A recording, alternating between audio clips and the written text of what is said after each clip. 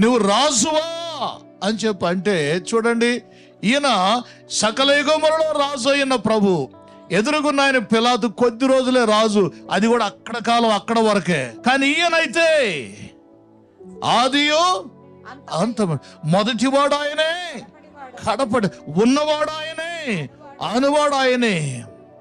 హల్లెలూయా. చూడండి, మరి చూడండి, మోషే అడుగుతాడు నీ పేరేంటి ఆయన అని చెప్పి అంటే దేవుడు అంటాడు I am and I am. ప్రకటన గ్రంథంలో యేసు ప్రభు వారు యోహాను చెప్పినప్పుడు ఏమంటాడంటే వర్తమాన భూత భవిష్యత్ కాలంలో ఉన్నవాడు, మృతుల నుండి ఆది సంభూతుడుగా లేచినవాడు, భూపతులకు అధిపతి, రాజులను ఎక్కించేవాడు, రాజుల్ని పడద. ఈ చిన్న రాజు కొద్ది రోజులకే రాజుకున్న ఆయన అసలైన రాజుని ఎప్పుడు రాజుగా ఉండి ఆయన అడుగుతున్నాడు నువ్వు రాజువా అంటున్నాడు. ఏంటండి, ఆ రాజే ఈయన కొద్ది రోజులు రాజుగా మరి అవకాశం ఇచ్చిన ఆయన.